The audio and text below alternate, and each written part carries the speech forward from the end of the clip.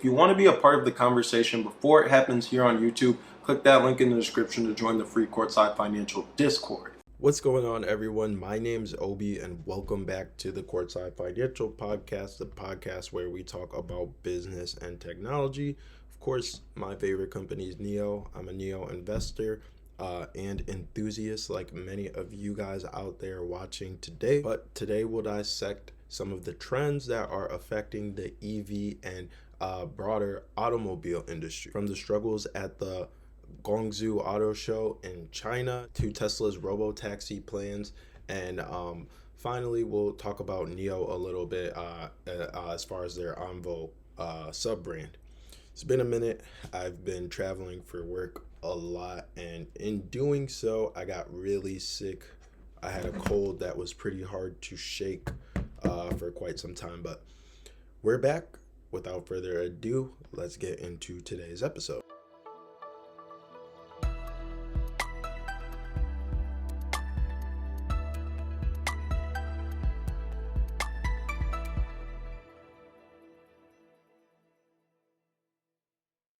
So the Guangzhou Auto Show is traditionally a specter of innovation and growth as far as where the automobile industry is going. It usually has a key emphasis on competition, but this year's auto show told a different story. 13 major brands, including Genesis, Chery, Jaguar, Land Rover, amongst others, were absent from this year's auto show. So why is that? Well, struggling sales, layoffs, and ultimately the inability to justify such a major expense of being present at a show like this. So let's start with survival struggles. Icon, once a major player, is now downsizing to survive. They've laid off nearly their entire workforce in Shanghai, with employees left waiting for overdue compensation. Another case is Wanhong Auto, which sold just 5,584 vehicles in just 9 months. That's less than Neo's monthly average in China alone. And we're even seeing luxury brands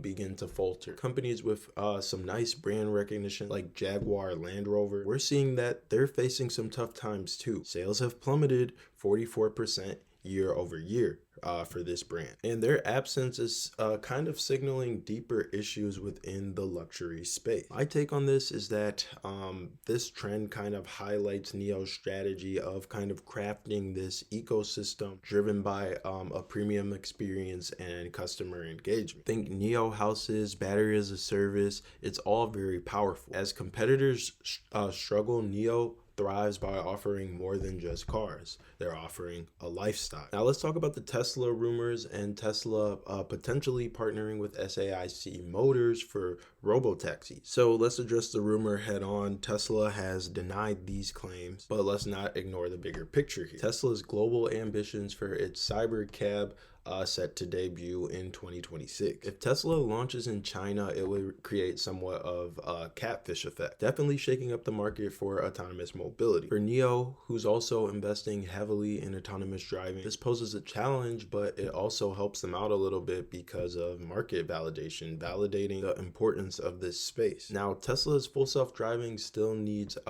regulatory approval in China, a market known for its stringent safety standards. Meanwhile, Neo is leveraging their system NAD and making steady progress for themselves as far as their autonomous driving capabilities. Tesla's Robotaxi vision is definitely ambitious, but obviously if you have been following the news, have been watching all the content coming out around it, it's not an immediate threat. A lot of it is still very futuristic, if you will. I think that Neo has the advantage of being a homegrown brand in China. And I think that over time, its local expertise will be one of its competitive edges.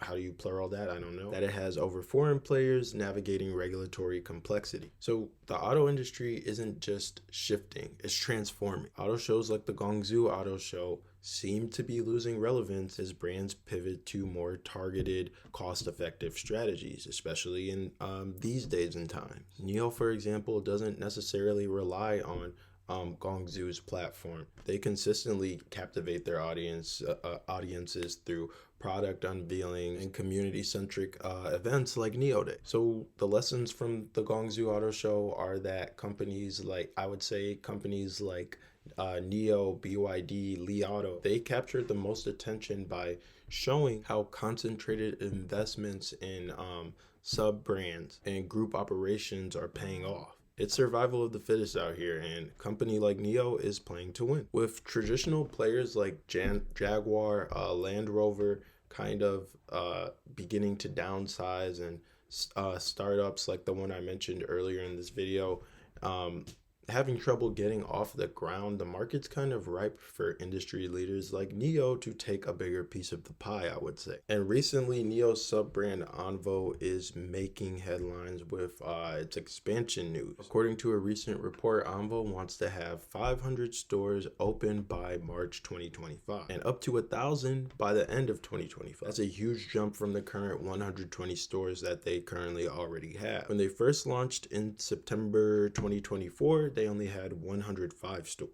Now we know that the Envo L60 debuted September 19th, 2024, and today it's already showing some pretty strong sales numbers. The Envo L60 outpaced Tesla's Model Y in markets like Anhui, and by March 2025, Neo is projecting that they'll do 20,000 Envo units per month by the end of the year 2025, the end of 2025, just to make that clear.